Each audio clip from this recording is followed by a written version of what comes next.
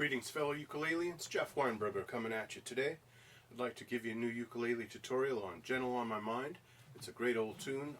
John Hartford wrote it. He was a banjo player. He was a friend of Glen Campbell's and a musical associate. And Glen Campbell probably made it the biggest hit. His version sold lots and lots of records. But recently Molly Tuttle has revived that tune. She's a great young bluegrass picker from California. And one of the best bluegrass guitar players on the earth, actually. She's very, very good. She's right up there with Brian Sutton and some of those other guys.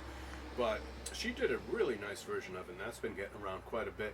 She plays it at all the music festivals and whatnot. So the tune has kind of enjoyed a little bit of a revival. I'd like to go over it. It's not for the faint of heart as far as chords go. It does have quite a few chords.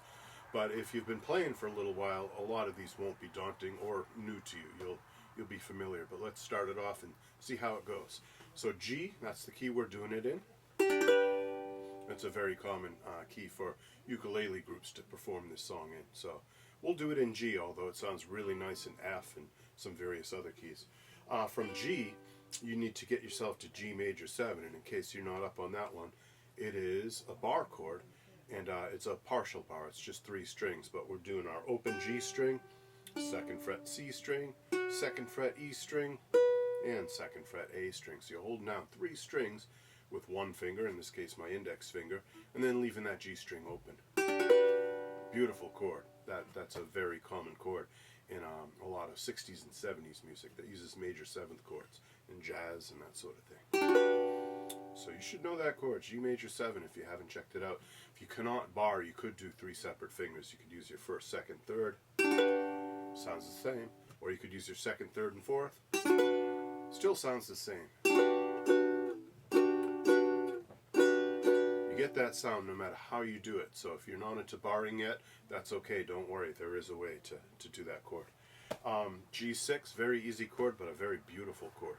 It's 0202.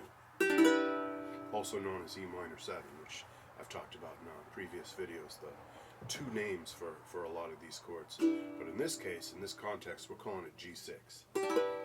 And then it returns back to G. So there's your first kind of group of chords.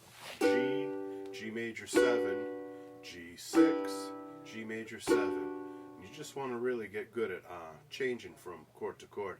You could just set up a really simple like 2 strum per chord exercise like this and really work out on these.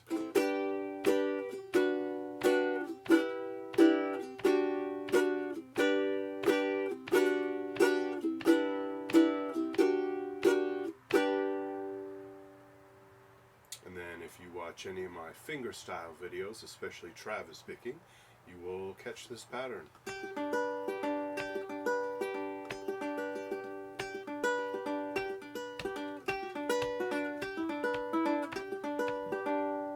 So that sounds especially banjo-like and kind of fits the song real well. So that's the one that I use. But the actual song, G, G major 7, G6, they go back to G, not G major 7. But my exercise is G, G major 7, G6, back to G major 7. So slight difference there between the exercise and the actual song. Another chord change that happens in this song is A minor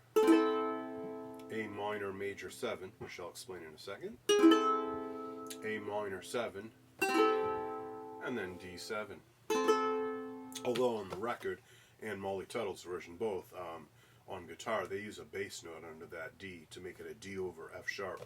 We don't really have that capability on most ukuleles except for possibly baritone ukuleles, so I'm not going to get into that today, but we'll just substitute that for a plain old D7. As you all know and love, it's a 2-0-2-0 fingering, not the Hawaiian 2-2-2-3 fingering, although that's beautiful. This D7 fits the song better. Alright, there was a couple of measures of A minor before that. You're just treading water on A minor for a while. So here's the first bit of the song, real slow.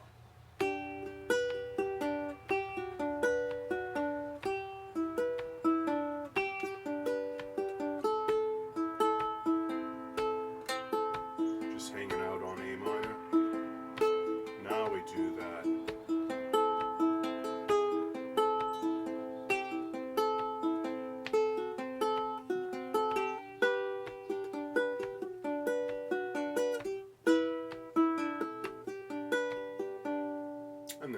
regular speed.